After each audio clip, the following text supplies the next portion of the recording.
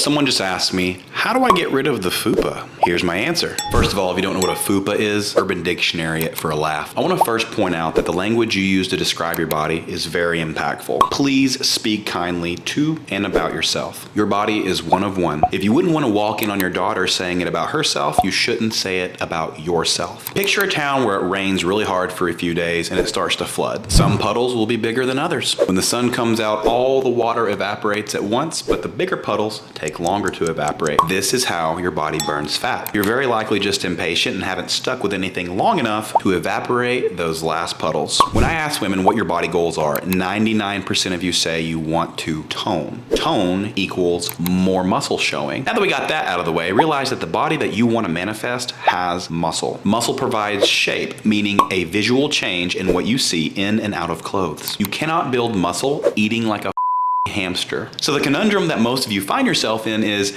I have to eat less to lose body fat, I have to eat more to gain muscle. Yes, precisely. This is why most people, men included, waste years trying to do both at once and barely show any progress at all. It's like having your foot on the gas and the brake at the same time. Unless you're brand new to training, you're using steroids, or it's your job to be perfect with your fitness and nutrition, you cannot do both at once. This is why it's way more effective to do things in phases. You can't stay in a fat loss phase forever because of metabolic adaptation. People confuse metabolic adaptation with starvation mode, which doesn't actually exist. Metabolic adaptation is where your body burns less calories at rest because you are taking in less calories. It's normal. It's a normal part of weight loss. But without muscle tissue, it means you'll have to eat like a newborn baby rabbit to continue seeing weight loss. Your car can't run for very long on fumes, and neither can you. The most effective and healthy way to shape your body and burn fat long term is to first commit to a fat loss phase and then commit to a muscle building phase. One requires a slight caloric deficit, one requires a slight caloric surplus. See why you can't do both at once? Each phase requires at least 6 to 8 months to be effective if you do it right. To simplify it, it goes like this. Eat in a slight caloric deficit while lifting weights for 6 to 8 months. Once your body fat is at a level you're comfortable with, eat in a caloric surplus while lifting weights for 6 to 8 months. Slight equals 200-ish calories. Here's the reason why you want slight. If you cut calories too low, you'll lose muscle tissue, which defeats the whole purpose. If you raise them too high, you'll gain excess body fat, which you then have to lose later on. Yes, this takes time. Your body is not Amazon Prime. 6 to 8 months is also a blink of an eye comparatively. This is why coaching works. It's hard without guidance. In summary, eat in a slight caloric deficit for 6 to 8 months or until you're satisfied with your body fat percentage. Then eat in a slight caloric surplus for 6 to 8 months while focusing on your strength in the gym. Lift weights regardless of your body goal. High step count regardless of your body goal. Track total calories and protein, and your FUPA will disappear.